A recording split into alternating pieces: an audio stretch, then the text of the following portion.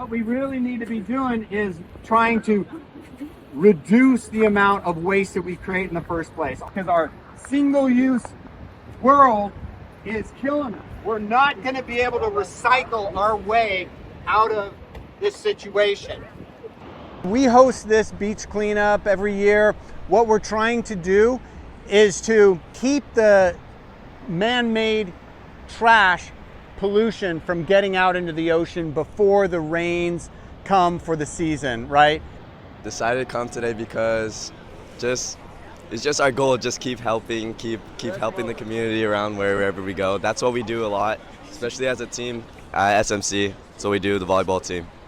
We've adopted this beach because there is a student, a Santa Monica College alumni, whose name is Nick Gabaldón, who was a Black and Hispanic student from SMC back in the 50s, I believe.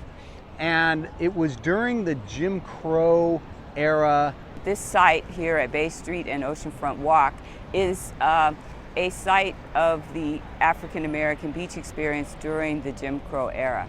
And this site, which was controversially sometimes called the Inkwell, has just been listed recently in 2019 on the National Register of Historic Places.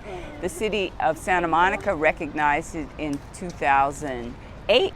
I always like to remind people that in terms of our history is not just one story, it's histories.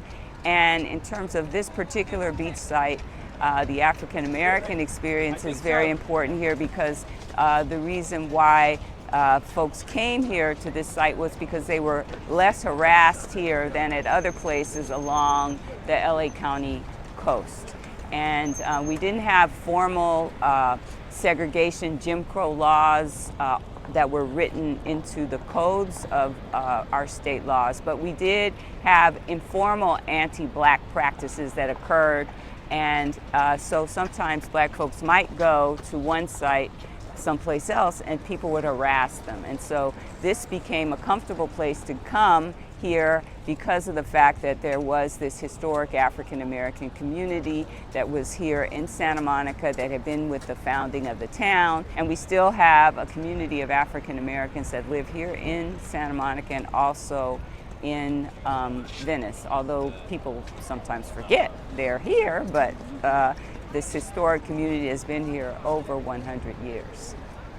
Sea life sees our man-made trash and they think it's food. And so they walk around, they see a brightly colored, bottle cap or styrofoam, and they're eating it.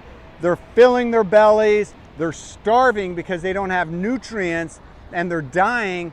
And it's a problem because we don't want that to happen to birds and fish, but it's also bioaccumulating up the food chain, and we as humans at the top of the food chain eat fish, right? And so we're getting the chemicals and the pollution in our diets. Weirdest things we have found today, just one side of dentures. I'm guessing that's a bottom side. Was that you guys? Guys, there's so much trash in the beach, so you guys should volunteer here also. These kinds of events are important because we're connecting students to, understand the watershed, why it's important not to litter.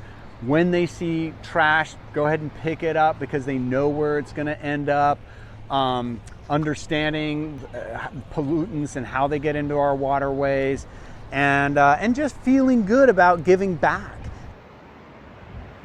Our Toy Story Slinky, rubber duck, dice.